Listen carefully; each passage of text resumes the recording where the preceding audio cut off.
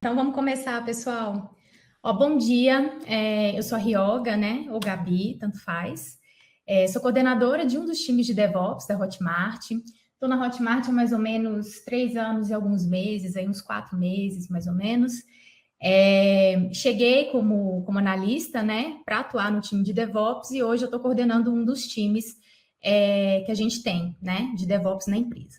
Bom, eu vou falar um pouquinho de cultura DevOps, eu vou falar mais focado em relação mesmo à cultura na Hotmart, tá? E a gente vai falar da evolução. Eu não vou trazer aquela coisa assim, aquele conceito inicial de o que é cultura DevOps, o que é DevOps, né? A gente vai focar mais em como a cultura DevOps evoluiu dentro da Hotmart, tá? Em relação às tecnologias, em relação às pessoas, né? A número de pessoas dentro dos times, beleza? Então vamos lá, evolução da cultura DevOps na Hotmart. Eu vou trazer uma frase aqui que assim, né? Era para ser chique, era para ser uma pessoa importante falando isso aqui, mas na verdade é uma experiência de carreira que eu gostaria de compartilhar aqui com vocês, né? Que nem sempre o estado da arte, né, aquilo que a gente tem de melhor no mercado relacionado a tecnologias DevOps, vão se aplicar às suas necessidades, né? Às vezes o simples, ele vai conseguir resolver os desafios complexos, né? Às vezes o que é simples, né, aquele famoso feito, né? O feito além do bem feito, né? Ao invés do bem feito. Resolver desafios complexos e suas soluções vão evoluir de acordo com o seu ecossistema. Então, assim, às vezes você tem um ambiente que não necessita que você tenha as melhores tecnologias, que você tenha ali os melhores processos. Você não vai precisar de uma quantidade absurda de gente mantendo o ambiente, né? Tudo evolui de acordo ali com a necessidade, com a evolução dos produtos, da empresa, enfim, da stack como um todo, né? Enfim. Como que era, né, nos primórdios da Hotmart? Era assim, vazio, não tinha ninguém, não tinha DevOps, né? A gente não tinha DevOps. O desenvolvedor, ele fazia tudo ali na sua máquina e era o que Deus quisesse, né? Então, ele tinha total controle do ambiente onde ele estava, né? Ele tinha autonomia para poder desenvolver o ambiente das suas aplicações e ele que tomava conta, não tinha ninguém tomando conta por ele, né? Então, era dessa forma, tá? Não tinha uma padronização de ferramentas, não havia padronização de ferramental, tá? Era tudo de acordo com a necessidade ali, linguagem do código, para que ia ser usado. Então, assim, a autonomia do desenvolvedor era total, tá? Então, ele que cuidava, ele que definia o que ia ser usado, né? Enfim, eu vou falar lá na frente, né? Como que essas coisas foram mudando, tá? O que aconteceu, né? O que teve de game change ali que fez mudar um pouco dessa coisa de não ter padronização, de não ter, né, assim, um time, ou então processos que mantinham o ambiente, né? Vou falar daqui a pouquinho.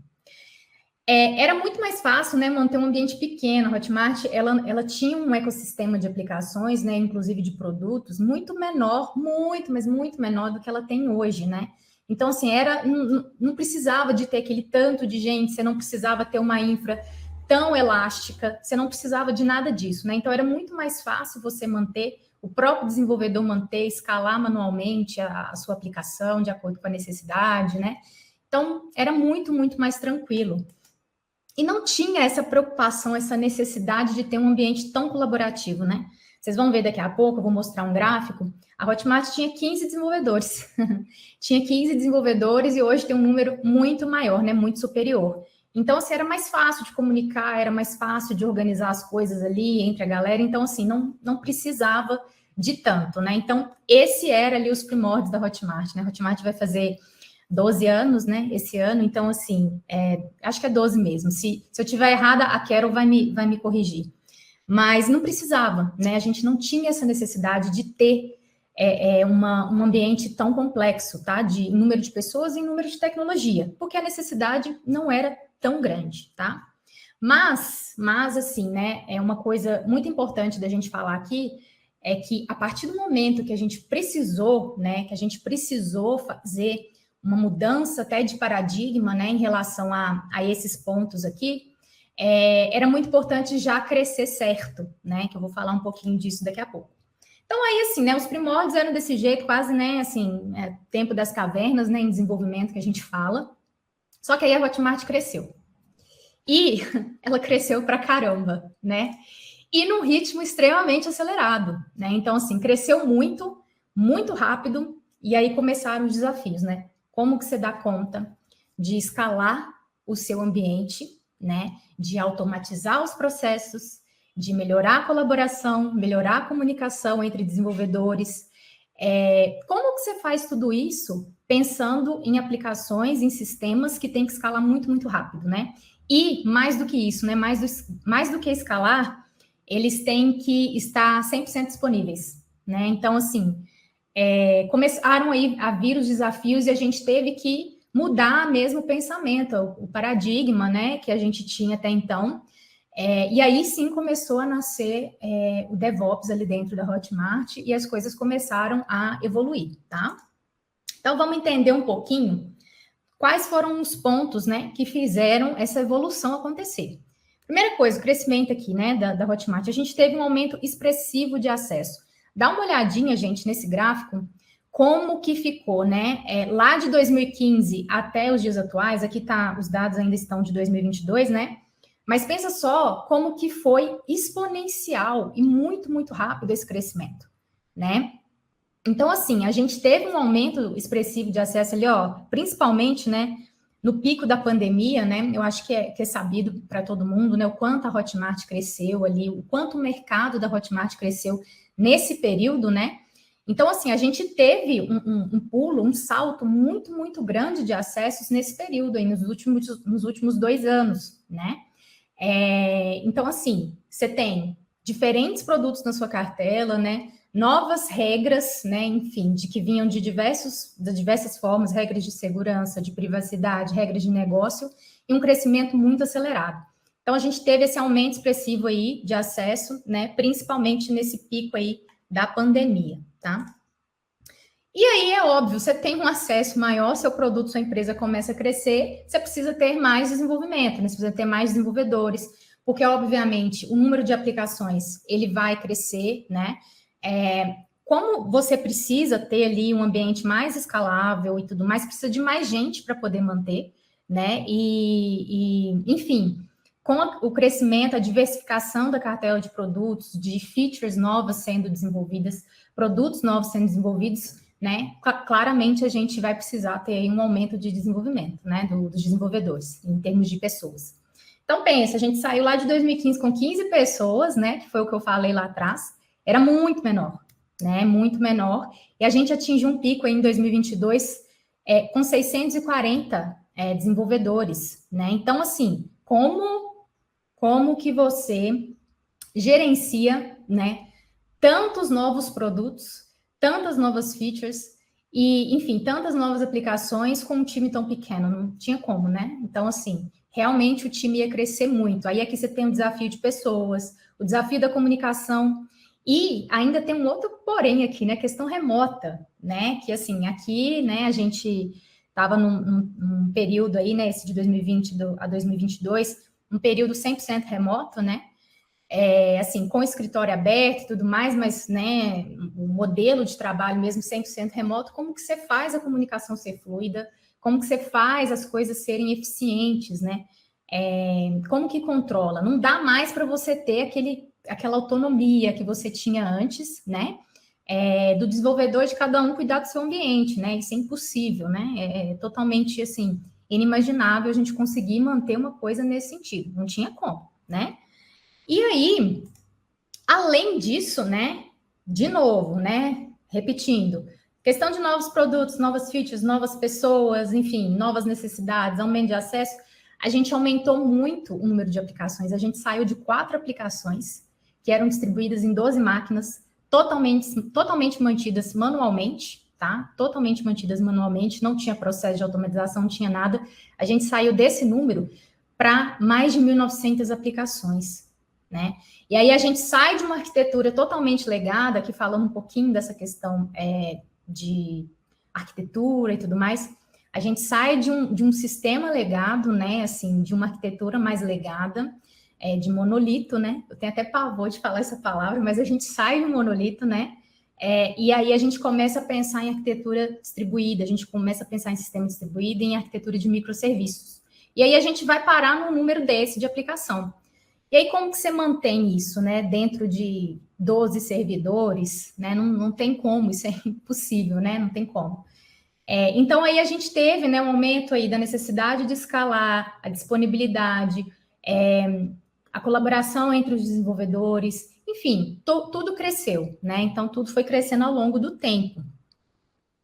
E aí, assim, beleza, né? Obviamente, você tem um crescimento muito, muito grande, a tecnologia ela não parou, tá? E aí é que entra, né? Aquilo que eu falei lá no comecinho. Como que a tecnologia e a cultura ela foi evoluindo de acordo com a necessidade, tá? Enfim, esse aqui é um gráfico, né, que a gente tem de 2015 a 2021, de evolução de aplicações e de pessoas, né? Como que o número de aplicações cresceu em relação às pessoas. E aí, falando um pouquinho de como era, né, como era a tecnologia, foi o que eu falei, lá em 2015 a gente tinha 4 aplicações distribuídas em 12 servidores, infraestrutura totalmente manual, tá? Quem mantinha era a galera, eram os desenvolvedores, né? A gente não tinha nenhum processo automatizado. E para fazer um setup, né, ali de um deploy, por exemplo, levava 2 dias, né? Imagina, você tem uma empresa gigante, com acesso gigante, né? Como que você mantém as coisas manualmente, né? Graças a Deus apareceu o DevOps aí na nossa vida, porque não tinha como, né? Era impossível a gente manter esse padrão. Porém, para aquela época, para o número de acesso que tinha, para o ecossistema, para o número de pessoas, enfim, para toda necessidade, isso atendia, né? Isso atendia. Só que aí a gente começa a entrar ali num processo de crescimento maior, né? Onde a gente precisa fazer as coisas um pouco mais estruturadas. E foi aí que entra o esquema de containerização. A gente começa a ter container dentro ali, né, dentro do nosso ecossistema, do ambiente, e o número de aplicações aumentou. Com o número de aplicações, né, maior, obviamente você tem mais máquina para rodar essa galera, mas a infra, ela continuava sendo manual, tá? Mas aí a gente já começa, né, pro deploy aqui, lá no, né, a gente fazia tudo na mão, na máquina, né, como tá ali, SCP, SSH, a gente já começa a ter o Jenkins. Então, aqui a gente já começa a ter uma consciência ali de entrega contínua, né, de integração contínua, a gente já começa a ter uma ideia de CI/CD, tá? E a gente já tem ali uma queda, né, no tempo de implantação de uma aplicação, tá? Então, beleza. Então, assim, a consciência, ela foi começando a ser formada, né? E a gente foi nascendo certo, né? Precisa escalar? Beleza, vamos pensar aqui no que a gente consegue usar de ferramenta no momento, né? E que atenda a nossa necessidade. Beleza, apareceu o Jenkinsão da massa lá, nessa época, né? Enfim. E aí, em 2018, aí a gente já tem uma coisa, eu acho que assim, aqui a gente já tem uma mudança muito, muito grande de paradigma, porque aqui a gente já fala muito mais em microserviços, né? A gente já tem um número de aplicações extremamente maior, né? Muito maior, o número de máquinas também, obviamente, maior, mas aí já entra um cara muito importante chamado Terraform. Aqui a gente já começa, né, a falar ali um pouco, na verdade um pouco não, né, a gente já começa a falar de fato de infraestrutura como código, né, com o uso do Terraform. E aí você já começa, né, em 2018 você já tinha, ó, um número de pessoas, assim, não era como em 2015, mas o número de pessoas já era maior. E pensando na escalabilidade dos produtos, né, ali no que a gente ia precisar para poder crescer, aí a gente já começa a crescer da forma correta, né? A pensar na arquitetura de forma correta e tudo mais. Então, aqui a gente já tem o Terraform que ele não vai facilitar só a questão do código, né? Da manutenção do código, da manutenção do ambiente em termos de infra. Mas aqui já começa a facilitar mesmo, de fato, a questão da colaboração, da comunicação e tudo mais, né? Paralelo a isso, a questão da padronização. Agora, você tem uma padronização, um jeito de fazer código, né? Um jeito de fazer infra, né? Infra como código. Então, assim, aqui já muda bastante o cenário, a gente já tem um salto, uma evolução muito, muito grande, né? Em termos de tecnologia, um setup de aproximadamente 5 minutos aí, com uma duração de 10 minutos, né? De um deploy, tá? E a gente continua usando o Jenkinsão da massa lá. E aí depois, pessoal, bom, aí depois a gente vem com o que ali, né, em 2019 estava super em alta, né? A gente ainda fala que está em alta, mas tem outros orquestradores, tem outras ferramentas, né? Bem diferentes hoje, né? Mas aí em 2019 a gente vem com Kubernetes, né? Porque a gente já tem um aumento exponencial mesmo de aplicações, de máquinas para rodar. E aí, com a entrada do Kubernetes, aí a gente já tem o quê? Objetos, né, dentro do Kubernetes para poder administrar. Imagina, né, para quem conhece Kubernetes aí, imagina se você tem que administrar deployment, service, ingress, tudo à mão, né? A gente precisava de um mecanismo, de uma ferramenta que fizesse isso para a gente. Porque, né, como que você vai fazer, como que você tem que modificar um deployment, né? Como que você vai entrar dentro do cluster, vai logar no cluster, vai fazer a modificação à mão? Não, você tem um template para poder fazer isso, você tem um chart, né? Foi aí que entrou o Helm, para facilitar a nossa vida, né? E aí, nessa época, a gente começa a abandonar o Jenkins, a gente começa a ter problemas com o Jenkins, principalmente em relação à escalabilidade, né? A gente precisava ali de uma eficiência um pouco maior na hora de fazer o deployment, né? Você tem várias aplicações rodando ao mesmo tempo, sendo integradas ao mesmo tempo, o Jenkins começou a gargalar esse processo, a gente precisou de uma nova ferramenta de CI/CD. Foi aí que a gente correu atrás do drone, tá? Que hoje, inclusive, já está sendo até substituído, né? A gente já está entrando hoje com o GitHub Actions, mas enfim, esse aqui é um modelo que é praticado até hoje, tá? Até hoje. Kubernetes com Terraform mais Helm, a gente tem dois mecanismos, né? Falando assim rapidamente da tecnologia. Um mecanismo que vai cuidar de toda a infra necessária para a aplicação rodar dentro da AWS, né? Que é a cloud que a gente usa. Importante falar, sempre foi AWS, tá? Sempre foi AWS, lá desde o comecinho. Então, a gente já nasceu na nuvem, né? A gente não teve esse ambiente aí das aplicações, nunca foi on-premises, ele já nasceu na AWS. Então, a gente, né, já tem esse mecanismo para criar, né, todas esses componentes de cloud para a aplicação rodar dentro da cloud mesmo, né? E tem o Helm para gerenciar os objetos do Kubernetes, tá? Que é a infra necessária para a aplicação rodar ali dentro do orquestrador, beleza? Então, essa aqui é a evolução da tecnologia que a gente teve. Mas e aí, e os times, né? Como que os times evoluíram conforme a evolução das tecnologias, a evolução da necessidade, do ecossistema? Como que a gente cresceu? Aqui que entra propriamente dito, né? A gente costuma associar muito DevOps à tecnologia, né? A ferramenta. Né? Porque eu tenho aqui no meu ambiente, na minha empresa, eu uso Kubernetes, uso, sei lá, GitLab, uso Helm, eu tenho necessariamente DevOps.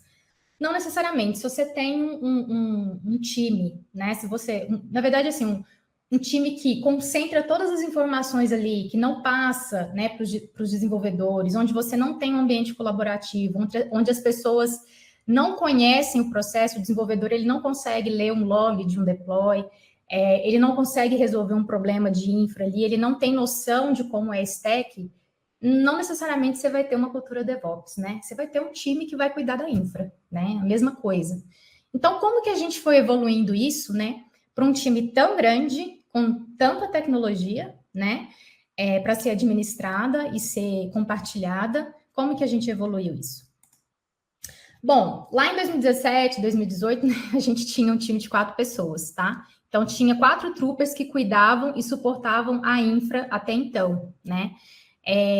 Conforme eu mostrei, né, eram tecnologias muito mais tranquilas, o desenvolvedor que cuidava, né? Então, assim, a gente tinha, né, pouco tempo depois, né, com o crescimento, né? Vocês lembram lá do gráfico que a partir de 2018 a gente já teve uma mudança, né, de paradigma ali. A gente já começou a usar container e tudo mais. Então, assim, a gente tinha um time de 4 pessoas que mantinha e suportava aquilo ali, tá?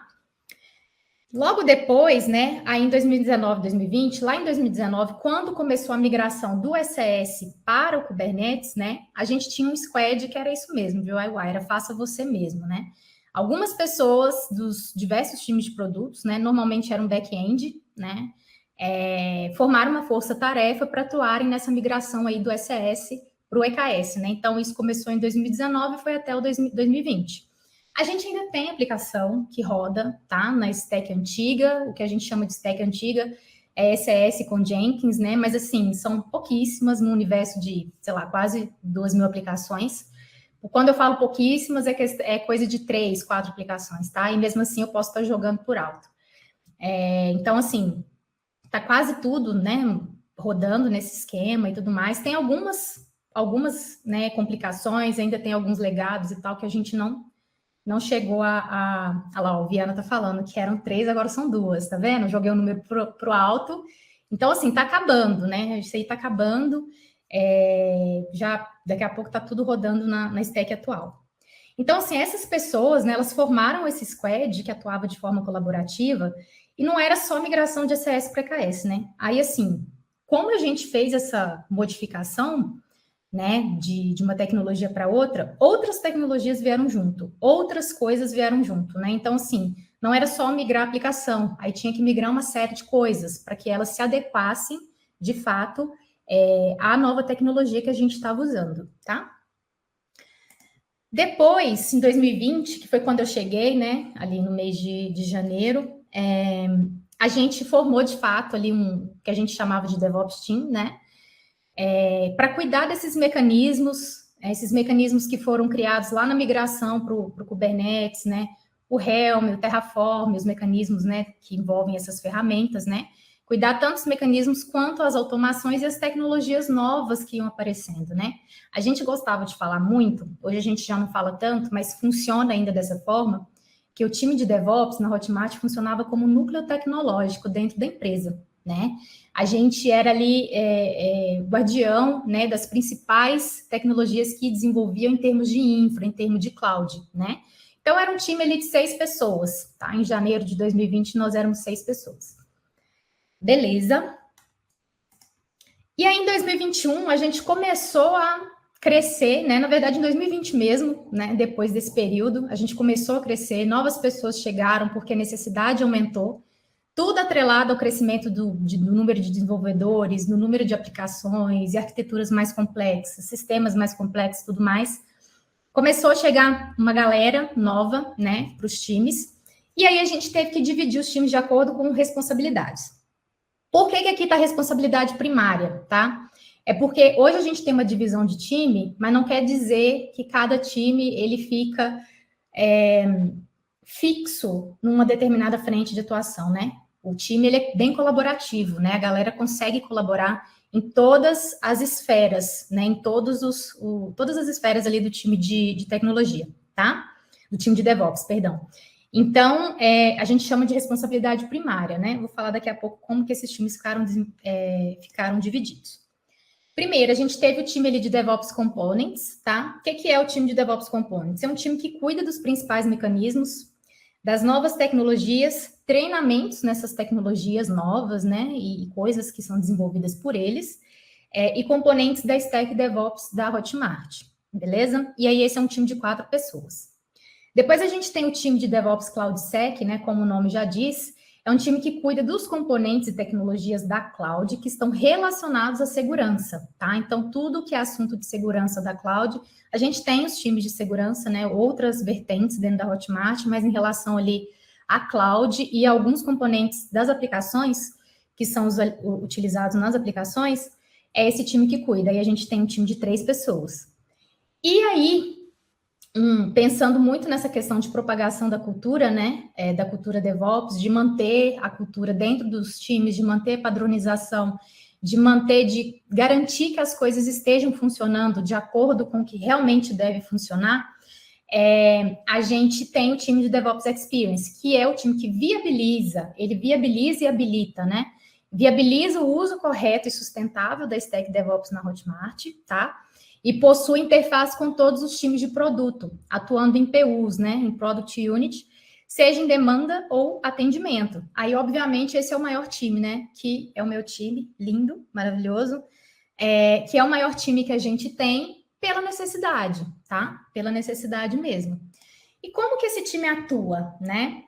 Esse time está atuando da seguinte forma, a gente tem a coordenação aqui, né, e tem os times, né? Os times dentro do time de experience tem ali as duplinhas ou trios que cuidam que vão cuidar, né, tanto da parte de atendimento e de demanda desses times, dessas PUs, tá? Que a gente chama.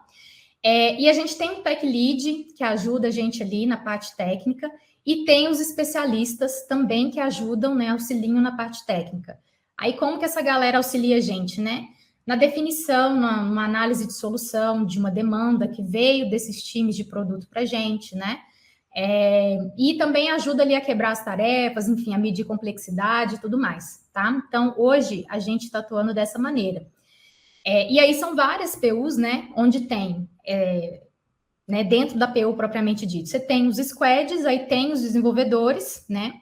Tem a gestão daquele squad e tem uma coisa que a gente chama de dev embaixador, tá? O que é esse dev embaixador, né? Lembra lá do squad, né, que eu falei de UI, que, tipo, tinha os desenvolvedores que ajudavam ali na migração e tudo mais? Então, a ideia do desenvolvedor que é embaixador, tá? Embaixador DevOps, dentro do seu time, é aquele cara que vai ser treinado, né, que vai ter um contato muito maior, tanto em parte de comunicação, né, vai ser meio que uma ponte de comunicação entre os times de DevOps e o seu próprio time, né, ele tem um papel de fazer a cultura DevOps dentro do time de fato ser exercida, né? É um cara que vai estar ali para ajudar numa crise.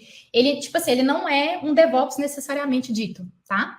Mas ele está ali para ajudar a gente a manter a cultura, a passar a demanda, a trazer as dores do time, né? Que eu acho que é o mais importante, a trazer as dores dos times de produto para a gente, para que a gente se organize e consiga resolver.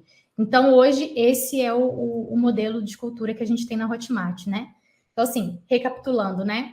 Tudo evoluiu conforme a necessidade da empresa, né? Conforme as aplicações foram crescendo, enfim, conforme tudo foi sendo modificado. E é isso, pessoal. Essa aí é a evolução da cultura da Hotmart, né? A cultura DevOps dentro da Hotmart.